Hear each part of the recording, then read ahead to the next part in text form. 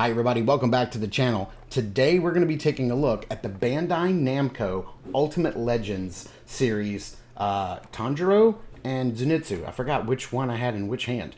But anyway, I just found these at Target. They're super cheap, and let's see how they stack up to the McFarlane figures that we just took a look at this week. If Saturday morning cartoons fueled your imagination as a kid and powers your action figure collecting now as an adult, then you're in the right place. Thanks for stopping by, and welcome to Saturday Morning Toy Collector. And if you like my content, please consider subscribing.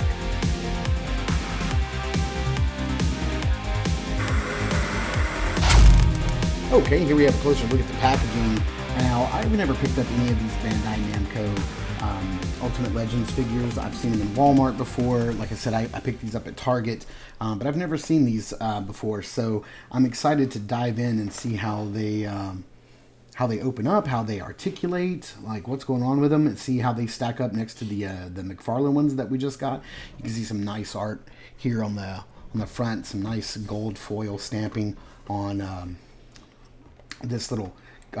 The way that the cardboard like wraps around, you can see some nice artwork there on the inside. If you can see that inside of there, it looks really cool. Clamshell for the character. The clamshell is actually kind of small. It doesn't actually fill all of this material up in here. It's just kind of hollow in there. You can see the character and some of the stuff that you get down in there, and then nice image of the figure on the back, which looks really cool. Let's take a look at the Zenitsu here.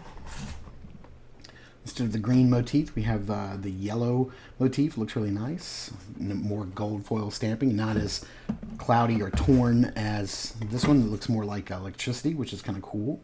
You see Zenitsu there, and same thing, some artwork on the inside. Flip it around there. There's a picture of him on the back. Man, I really hope they get in all these kind of poses. I think this is going to be really cool. So these kind of are a little convoluted to like cuts. I'm going to do this off camera, and then we're going to get these guys both opened up and see what all they come with. Before we get them opened up out of the package, I did want to show, like, once you cut the tape on the back, you can open up that front cardboard flap, and you do get some really nice artwork in there. I think that looks really cool. Zenitsu is the same way. Open that up. Nice art of him going to sleep and going to town. So now you can see everything that Tanjiro comes with. He comes with, it looks like just the sheath, or just the handle of the sword, maybe to put in the sheath so that the whole sword doesn't go in. You have a full sword there, 2 extra hands. And with Tanjiro, with Zenitsu, same thing. Full sword, the handle of the sword that looks like it just goes in the sheath, and then 2 extra hands. So now let's get them opened up and take a closer look at how they articulate, how they move, and how they pose around. All right, here we have Tanjiro opened up and out of the package, and boy, he's a little bitty guy. He does come with a really nicely painted and sculpted sword. It's got some black and silver paint apps. It does have some text right there, but I think that's more of like how it was manufactured and produced. There are some paint apps on the handle of the sword, but there's some gray and some red, but it's not very nicely sculpted. There's not a lot of detail, but it is awfully small. Here's another hilt. Looks exactly the same, and again, it just doesn't have a blade. Now, I thought at first this was his blade that he broke in the first season of the show, but this actually goes into his sheath that he has on his side, and we're going to see if that's removable or if that stays on in just a second. He does come with 2 sword gripping hands on him in the package, and then he has these 2 fists that come with him, and you can see that they're just on a swivel and a hinge, and we're going to see how easy those are to swap out. But taking a closer look at Tanjiro himself, he's coming in at about, I'd say about 5 inches tall, or maybe about 4.5. And, he's pretty nicely articulated. I haven't had a chance to play around with him yet. Like, I just opened him up and we started the review. So, Wow, I mean, I'm really impressed. There's a lot of dry brushing and color variation in his hair. I hope you can see that there's some red and purple and auburn colors in his hair, and a nice dry brushing and wash in there. You can see his scar is nicely printed on. His eyes look great. There's even the little black lines on his earrings, which even McFarlane could not pull off. It looks like the sheath is a second piece, but it's underneath the belt, and there's a little plastic pin that's holding it in place. So that's really kind of cool. And let's see how this fits down in there. It is keyed, so it is thin on one side and wider on the other, just like the sword is. And let's see how that pushes in. There you have it. That's how it kind of pushes in and stays on his hip, which looks believable and nice. That looks really cool, although it does kind of look bent a little bit that way. You can push it over a little bit further that way, but there you go. That's not so bad. Looks pretty good, but but it does kind of want to pop out. And there's not really much articulation there. The sheath does move back and forth, but not a whole lot. So let's see here. The head, let's pop this off, is on like a little thin ball joint at the base of the neck, not up in the head. So he can only look up about that far, and he can look down really well. He does have 2 points of articulation at the chest. There is, whoa, okay, that just comes right off. So he's got a ball peg right there at the lower part of his abdomen, and then another ball peg at the top of the upper part of his diaphragm. So he can look forward that far, and he can bend back that far. It's not bad. He does have a butterfly joint and a ball peg right here on the arm. The arm can go all the way around. I don't know how this piece here, that piece is separate and wants to go up into the shoulder and then drops down. So it's a little cuff. He's got a bicep swivel. He's got 90-degree single joint at the elbow. Let's see about these hands. Ooh, the hands are really easy to come out. Let's go ahead and maybe, let's leave that in for right now. So that's good. Hinge and swivel there. They're a little loose. They're not the tightest of joints, but you know, once we get him into some dual-handed poses, I think he may hold up just well, just fine. The leg does kick forward all the way forward, so that's nice, and then can only kick back about that far. I do like that his cloak is, I've been calling them kimonos, but I think the proper term is haori. It's in 2 separate pieces, so the top is separate from the bottom, and they're kind of hinged, which is really nice. It's hinged on that peg right there for the sheath, and then he has another hinge on this side. And I thought that was to hold the sheath to his belt, but that's actually to hinge the lower part of his haori out of the way, and so you can kind of bend it out of the way to get his leg to go back about that far. He does have single joint at the knee. He does have a thigh cut, which is really nice. Does he have an upper boot swivel? I'm trying to figure that out right now. They move a little bit. I don't know if they're intended to move or if they're not intended to move, but they do move just a little bit.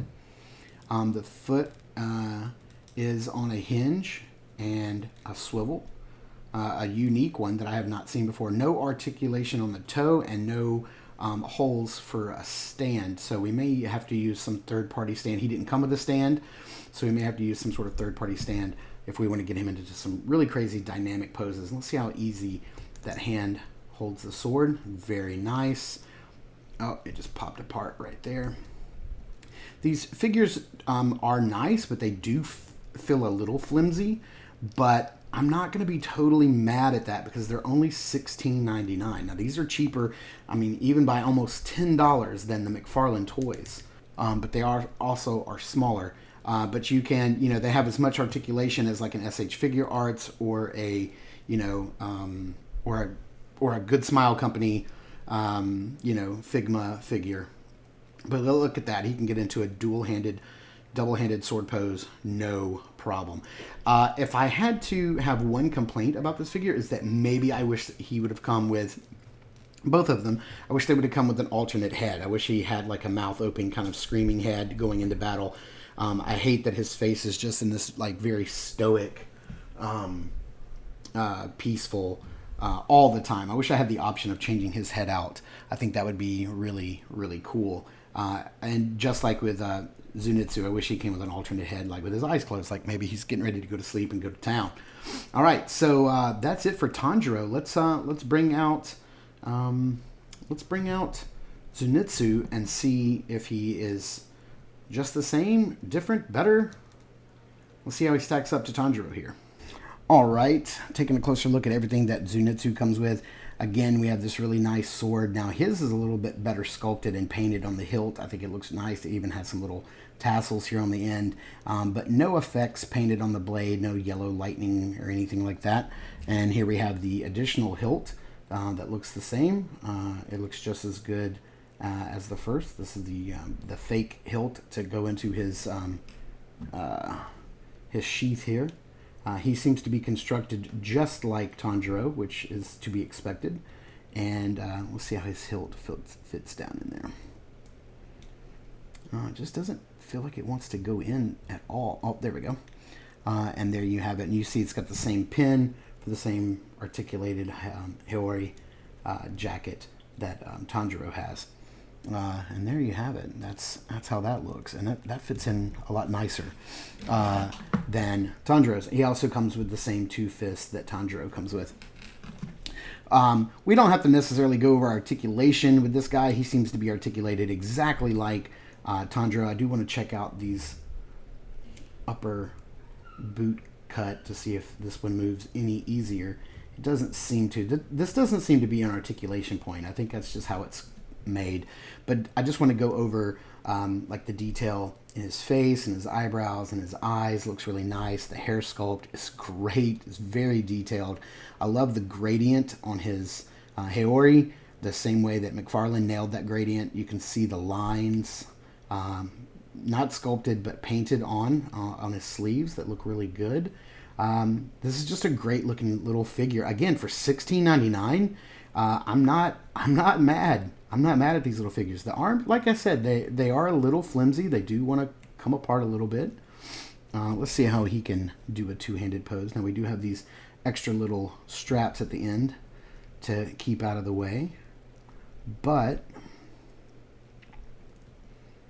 it looks like he is just as successful as Tanjiro. Oh my goodness, that arm. That butterfly joint to go over. And there you have it. There he is in his sword pose. Dual-handed samurai pose. Looks great. I love the colors. I just love the design of this guy. He does kind of irritate me in the show a little bit. He's always yelling and screaming and crying. But I tell you what, when he goes to sleep and it's time for business, he's pretty badass. So I dig it. And man, I just really like his cloak. I like the way how it kind of gets out of the way. It's a nice articulation point. That's a really good attention to detail that I dig. I wish McFarlane had done something like that. That's pretty cool. All right, so let's get some other figures out here next to these guys and see how they stand up as far as height wise. Because I said they're about 4.5 to 5 inches tall. Gonna sit him back here real quick. Let's see if I can get him to stand up. No problem. And not sort of like leaning over. And I want to bring Tanjiro back in. They are roughly exactly the same size. So, and as they should be. I mean, they're contemporaries. They're both young kids. But bringing in the McFarlane Toys Tanjiro right here, you can see much different height-wise. Here's Zenitsu from McFarlane on that side. All of these look great. I think McFarlane's displays a little nicer because they're larger and they're a lot sort of cleaner and more sturdy figures with the paint apps and everything. But so I think they display really nicely. But as you saw, I mean, you can get them in some good poses, but not a ton. I think we kind of pushed them to the limit when we were posing them up. But just to do a little bit of comparison to some other figures, here they are next to a Marvel Legends Spider-Man. Here they are next to a Hasbro Indiana Jones figure, both considerably smaller. Getting Spider-Man out of the way, here they are next to a McFarlane Toys Superman. Always grabbing Superman. These guys are right next to my review station, so you can see how tall they are. They're around 4.5 to right at 5 inches tall. So, you know, they're going to be in that smaller scale. I think they're kind of cool. I think they're really articulated and nice. I think they're going to pose up well on my shelf, on my desk. And there you have it. Let's get these guys into some poses and into some backgrounds and see how they pose up. Oh man, I got to tell you, I was really surprised to find these. I kind of knew that they were coming out, but I didn't know that they would be available at Target.